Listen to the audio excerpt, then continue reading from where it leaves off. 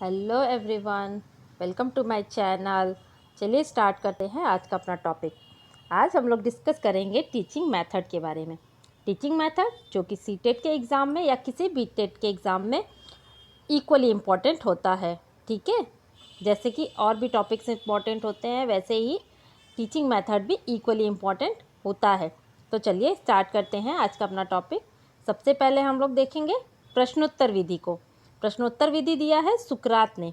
उनका ये मानना था कि बच्चों को जितना ज़्यादा हम लोग क्वेश्चन देंगे, जितने ज़्यादा बच्चों से हम लोग क्वेश्चन या प्रश्न करेंगे तो बच्चे उसके उत्तर देंगे, उत्तर खोजेंगे। तो बच्चों को एक चीज़ के साथ और एक चीज़ के नॉलेज हो जाएगी, 1+1। ठीक है, आप ऐसे भी कह सकते हैं, एक चीज़ खोजेंगे तो बच्चों को एक चीज़ या फिर उससे भी ज़्यादा चीज़ों की नॉलेज हो जाएगी। तो ये प्रश्नोत्तर विधि याद रखिएगा, प्रश्नोत्तर विधि सुकरात। दूसरा है आगमन विधि और निगमन विधि। इन दोनों नियमों को दिया है सर फ्रांसिस बेकन ने। आगमन विधि, जैसे पहले आगमन विधि में होता है कि पहले हम लोग को एग्जाम्पल दे दिया जाता है, उसके बाद जो है प्रॉब्लम को सॉल्व करने के लिए दिया जाता है। मतलब उदाहरण पहले दिया जाता है, उसके बाद प्रॉब्लम को सॉल्व करने के लिए कहा जाता है। और निगमन विधि में क्या होता है? निगमन विधि में मेन होता है कि पहले हम लोग को प्रॉब्लम को सॉल्व करना रहता है, उसके बाद वो प्रॉब्लम जो है आगे जाकर वो नया कुछ क्रिएटिव बन जाता है। क्रिएटिविटी, निगमन विधि के साथ हमेशा क्रिएटिविटी को जोड़ा जाता है। आगमन विधि में पहले एग्जाम्पल दिया जाता है, उसके बाद प्रॉब्लम को सॉल्व कराया जाता है। और निगमन विधि में प्रॉब्लम को बिना एग्जाम्पल के प्रॉब्लम दे दिया जाता है, लेकिन एग्जाम्पल नहीं दिया जाता है, उसको खुद से सॉल्व करना रहता है, खुद की थिंकिंग को डेवलप करके खुद सॉल्व करना रहता है। आई होप मैं जो कहना चाह रही हूँ आप लोग समझ रहे हैं। एक ट्रिक भी लगा सकते हैं, जैसे आगमन विधि आया हुआ, हमारे पास आया हुआ उदाहरण हमें बना बनाया मिलता है, हमें प्रॉब्लम सॉल्व करना रहता है। और निगमन विधि में निकाला गया, मतलब हमको अपने अंदर से कुछ नया निकालना है, कुछ क्रिएटिव करना है। तो इसलिए निगमन विधि, ये ट्रिक लगा के याद करेंगे तो अच्छे से याद हो जाएगा। ठीक है, तो आगमन विधि और निगमन विधि। आगे बढ़ते हैं व्याख्यान विधि। व्याख्यान विधि है तो वैसे पुराना मेथड, बट आज भी इसकी इम्पोर्टेंस में कोई कमी नहीं आई है।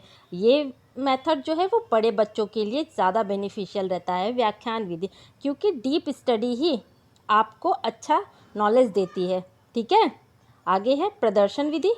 मीन्स चीज़ों को दिखा के बच्चों को सिखाना, चीज़ों को दिखा के बच्चों को सिखाना इन सेंस, जैसे कि एग्जाम्पल ले लेते हैं, हमें जियोग्राफी में पढ़ाना है बच्चों को कर्क रेखा, विषुवत रेखा, मकर रेखा, तो ये चीज़ हम उन लोगों को एटलस या फिर ग्लोब को दिखाएंगे और फिर उस पर उन लोगों को वो चीज़ दिखाएंगे तो उनको ज़्यादा समझ में आएगी।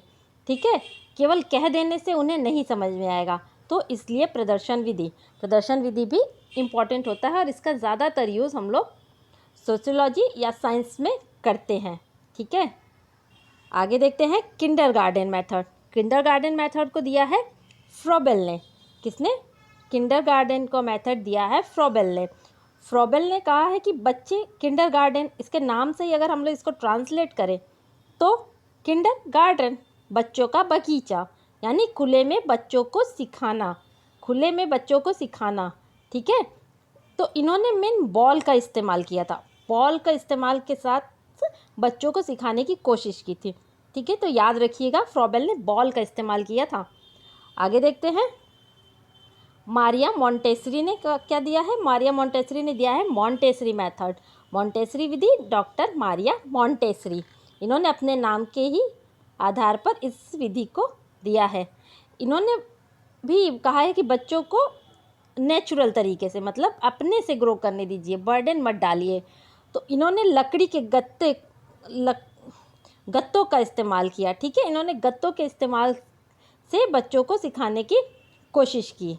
आगे बढ़ते हैं, आई होप मैं जो कहना चाह रही हूँ आप लोगों को अच्छे से समझ रहे होंगे। आगे बढ़ते हैं, आगे देखते हैं और कौन सी शिक्षण विधियाँ हैं। खेल विधि। खेल विधि दिया है हेनरी कॉल्डवेल कुक ने। हेनरी कॉल्डवेल कुक ने खेल विधि, प्लेवे मेथड को दिया है। इनका मानना था कि बच्चों को जितना ही ज़्यादा खेल खेल में हम लोग सिखाएंगे, बच्चे उतना ही ज़्यादा सीख पाएंगे, क्योंकि छोटे बच्चों को किसी एक चीज़ पर कंसंट्रेशन कराना आसान नहीं होता है। इसलिए अगर प्लेवे मेथड से हम लोग बच्चों को सिखाएंगे तो बच्चे चीज़ों को जल्दी से सीख जाएंगे। ठीक है, उनका मेन मोटो ये था। आगे है डाल्टन पद्धति। डाल्टन पद्धति दिया है हेलन पार्क हस्ट ने। हेलन पार्क हस्ट, ठीक है, डाल्टन पद्धति। आगे है पर्यटन विधि। पर्यटन विधि दिया है पेस्टोलॉजी ने। पेस्टोलॉजी ने पर्यटन विधि को, इसलिए उनका ये मानना था कि बच्चों को अगर हम किताबी दुनिया से बाहर ले जाकर सिखाएंगे, चीज़ों को उनको अगर रियलिटी में दिखा के सिखाएंगे तो बच्चे ज़्यादा ऑब्ज़र्व करेंगे, उन्हें ज़्यादा से ज़्यादा समझ में आएगा। इसलिए पर्यटन विधि को इन्होंने इम्पोर्टेंस दी है। आगे है खोज, या फिर इसको अनुसंधान विधि, या फिर इसको ह्यूरिस्टिक विधि। इन तीनों विधियों को दिया है आर्मस्ट्रॉन्ग ने। ठीक है, तो खोज, अनुसंधान और ह्यूरिस्टिक विधि में कंफ्यूज मत होइएगा, ये तीनों एक ही है और इनको दिया है आर्मस्ट्रॉन्ग ने। आगे है प्रोजेक्ट मेथड या फिर परियोजना विधि। प्रोजेक्ट मेथड और परियोजना विधि ये दोनों ही एक है, इनको दिया है किलपैट्रिक ने। किलपैट्रिक का ये क्या मानना था कि बच्चों को करके सीखना, मीन्स बच्चों ने देख लिया, सुन लिया, लेकिन करके, लर्निंग बाय डूइंग, ये मेथड है। तो करके सीखने में बच्चे ज़्यादा सीखते हैं। जैसे कि ये प्रोजेक्ट मेथड बेसिकली हम लोग साइंस में ज़्यादा यूज़ करते हैं। जैसे कि कोई भी एक्सपेरिमेंट करना होता है तो जब तक हम लोग बच्चों को करके नहीं दिखाएंगे और उन्हें करने के लिए उत्साहित नहीं करेंगे तब तक बच्चे नहीं सीख पाएंगे। तो प्रोजेक्ट मेथड, तो कोई भी टॉपिक दीजिए, बच्चों को खुद से उस पर काम करने के लिए कहिए, चाहे जहाँ से भी उन्हें जो भी मैटर प्रोवाइड होता है वो उसको ले और लिखे। इससे क्या होती है कि उनकी नॉलेज तो बढ़ती है, साथ ही साथ क्रिएटिविटी, थिंकिंग, उनकी थिंकिंग भी और ज़्यादा बढ़ जाती है। तो प्रोजेक्ट मेथड दिया है किलपैट्रिक ने। आगे है सूक्ष्म शिक्षण विधि। सूक्ष्म शिक्षण विधि को दिया है एचिसन ने। एचिसन ने सूक्ष्म शिक्षण विधि को इसलिए दिया है कि डायरेक्ट कोई भी टीचर अगर है तो डायरेक्ट क्लास में ना सिखाए, पहले वो छोटे छोटे सारे शिक्षण कौशल को सीखे और उसको छोटे छोटे पार्ट में डिवाइड करके पहले उसकी प्रैक्टिस करें। ठीक है, सारी चीज़ों को अच्छे से सीख ले क्रम वाइज, सीरियल से, तब उसके बाद टीचर अगर पढ़ाने जाता है तो वो ज़्यादा इफ़ेक्टिव रहता है, क्योंकि सारी चीज़ें वो अच्छे से जानता है। तो इसलिए सूक्ष्म शिक्षण विधि का बहुत महत्व है। तो इसको दिया है एचिसन ने। आई होप मेरी ये छोटी सी टीचिंग मेथड की वीडियो आप लोगों को पसंद आएगी और एग्ज़ाम के पॉइंट ऑफ व्यू से ये बहुत ही बेनिफिशियल है। एग्ज़ाम्पल लेके आप इसको सॉल्व करेंगे तो सारी चीज़ें अच्छे से क्लियर हो जाएंगी। ठीक है, तो मिलते हैं फिर हम अपने ऐसे ही नेक्स्ट से वीडियो में। तब तक के लिए थैंक यू।